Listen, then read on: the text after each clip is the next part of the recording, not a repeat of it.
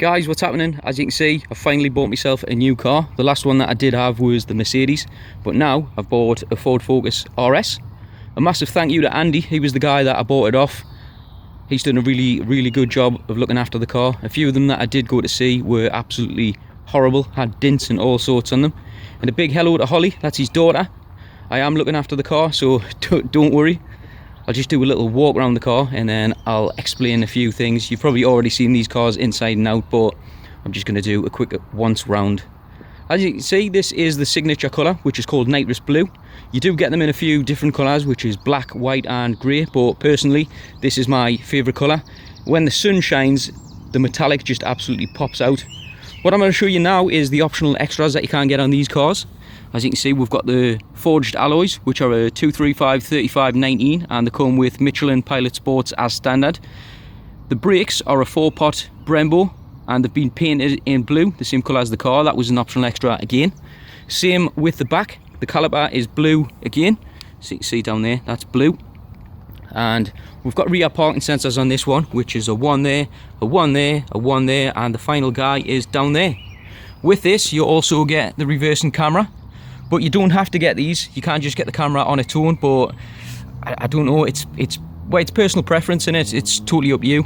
To open the boot, you've got a little pressy thing here, which you press, lift the boot up, and if I grab one of the grab handles, because you've got one on either side, you can see under there. There's the camera with the 2 lights on either side. The boot, with it being a family car, anyways, it's got a really big boot, anyways. If you watch me other videos, you'll know I always bring me trustworthy towel just in case I get any water droplets or anything on the car, so I can wipe them off. And that's me top just in case I get cold. Over here, we've got to blow your tyres up, and there's your wheel lock and nut, and that is in case you need a tow. With these cars being 4-wheel drive, if you do get a tow, make sure your engine's running, because you'll knack your differential. Over there, we've got the funnel to put some fuel in, and down here is your subwoofer. When I was talking about the funnel, I'll mention that in a second. To shut this, the way I'm going to do it is just drop it, because some people do press down on there and you get little dents in the boot, which is not nice. These never lock. That's one thing. If you buy these cars, they'll never lock. There's a little safety feature in there so people can't pinch your fuel, so that's a good thing. So I'll just shut that back up. And RS badges are everywhere on this car. There's one there on the back. We've got one on this side of the spoiler. If I come around the other side, we've got another one, but Andy's obviously put these gel inserts into here just to make it pop a little bit more. And the last one is on the front bumper. There you go, down there, a lovely one. And the front end on this car, I just absolutely love it. It's tremendous. That mouth, yeah, it does it for me. That's the main reason I wanted the car. It just looks amazing from the front. It's got keyless entry, so the way you do it is you just grab the handle, you put your hand behind it, and they will open, and all the doors will. To lock it, you just put your hand on it. If I do that, you can see that it's opened it. And to lock it, all you do is just touch it again, and that'll put a deadlock on it. I know there's a guy who's got a YouTube channel called Fezzer. That's all he seems to do. He's Focus RS, and unfortunately, somebody broke into it the other day. So make sure you deadlock it. I mean, it might not stop people from breaking in, but it's another thing to have.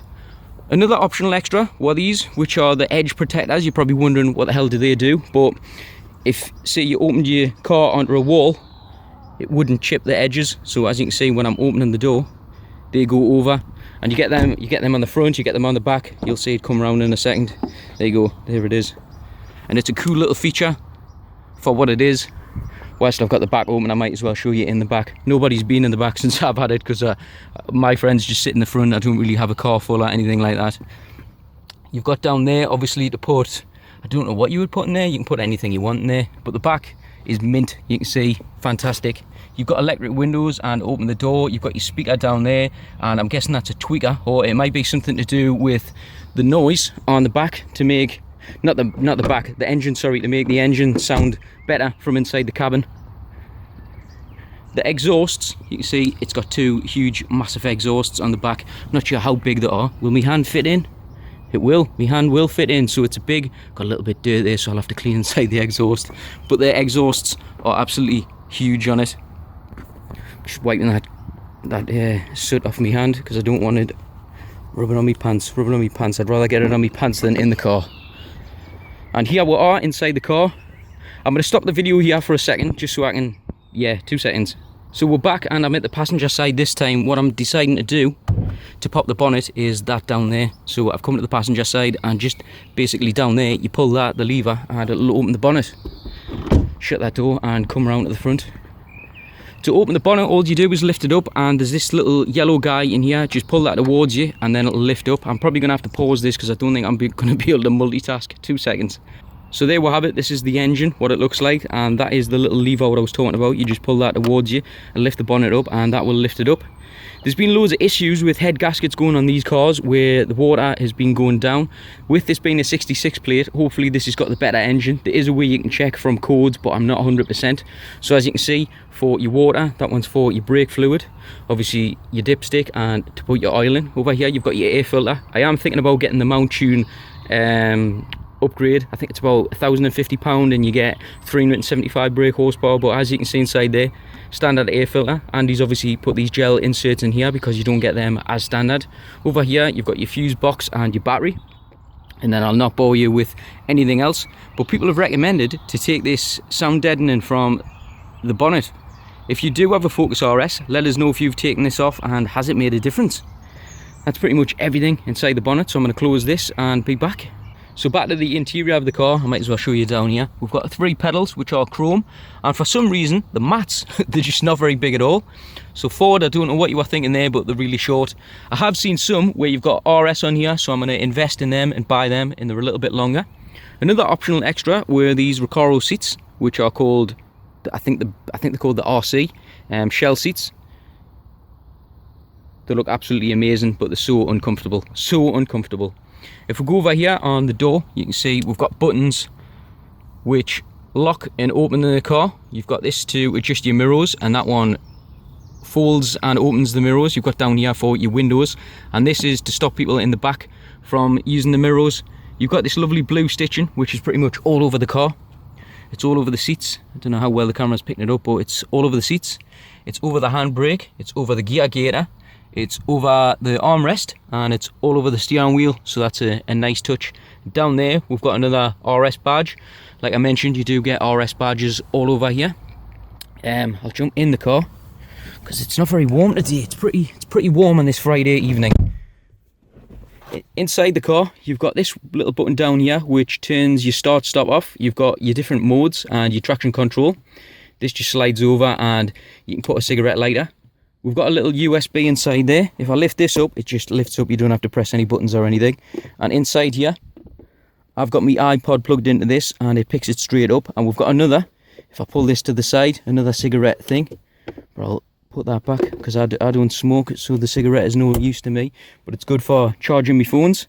This, you just slide back, and I've got me air freshener in here and some chewing gum. The good thing I like with these is you press them down and you adjust these and you put whatever bottle you want in. You've got 2 of them, so you can adjust whatever you want. That was a really good idea. Fantastic, in fact.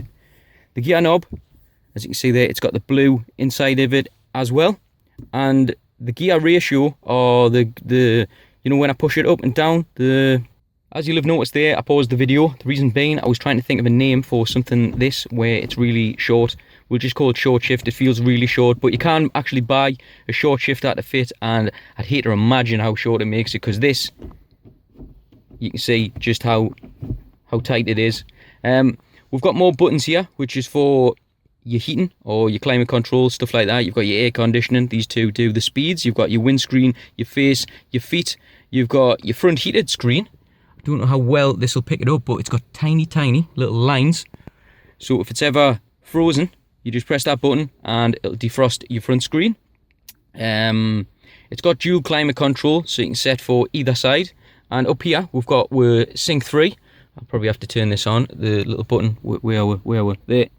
Touch that button, turn everything on, and this should come on in a second. It'll pop up saying RS and then Ford Performance. There's the RS. Then the next one is the Ford Performance. But you can see the buttons down here are to change your track. You've got your volume, and if you press it, it'll turn it off. You've got your source, your sound, your reject, and this button, if you press it, will turn that off, because you can't actually look at your navigation on here. It's just attempting to connect to my iPod Nano. And the way you can tell this is Sync 3 is the stuff is along here on the bottom. And if we give it a second, it'll show you a little picture on the information of whatever's getting played. It's just going to make us out to be a liar here, isn't it? Tell you what, we'll skip a track. Why is it not doing it? Why is it not doing it? It's not doing it. Up there, it's come up, it's come up, it's come up. See, there you go. We've got an image of whoever that is.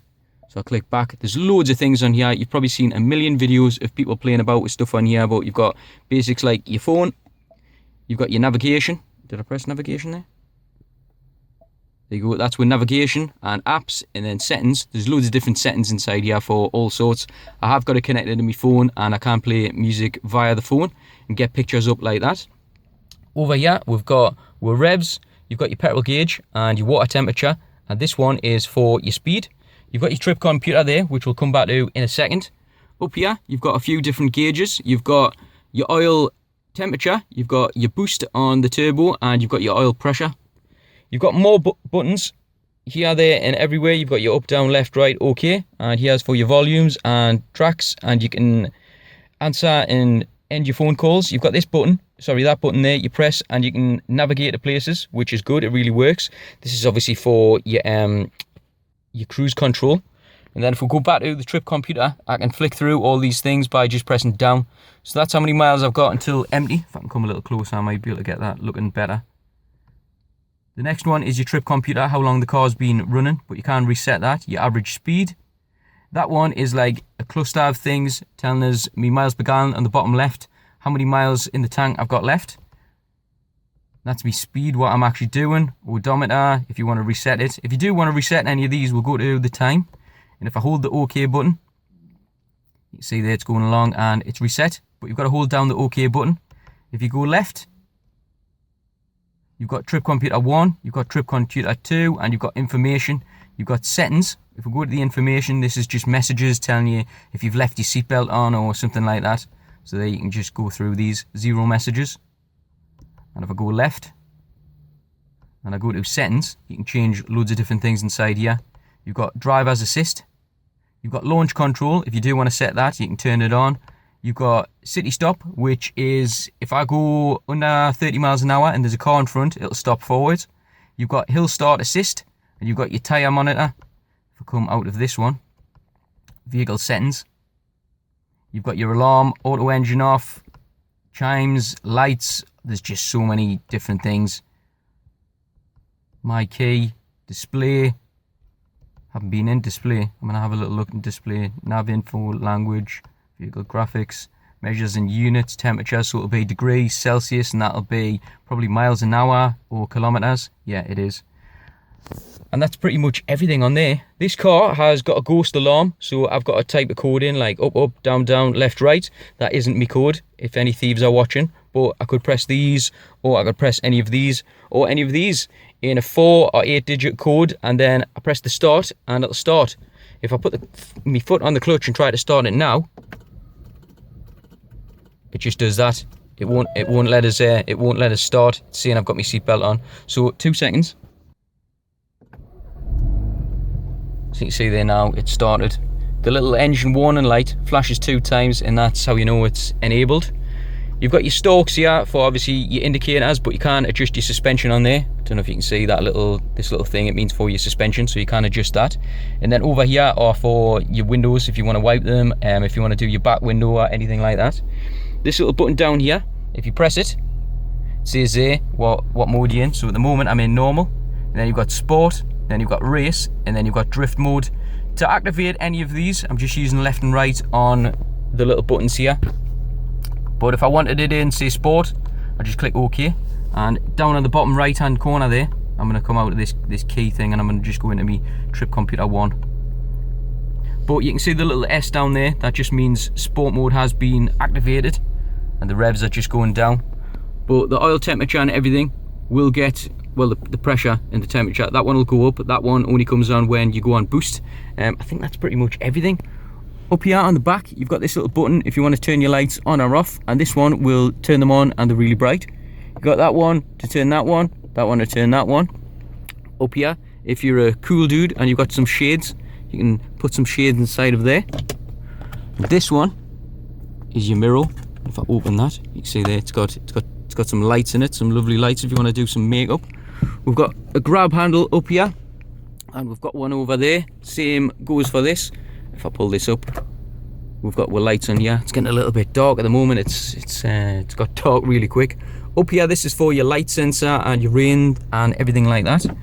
If I get out the car, the lights should be another thing. Getting out of them seats are really hard, really tricky. I haven't figured out how to get out of them properly. But if you come around and you look, the lights on here look awesome. If I focus, you can see there, they're the side lights, which look really cool. It's not dark enough for to have me main lights on, but I'll put them on myself, because I've got them on auto at the moment.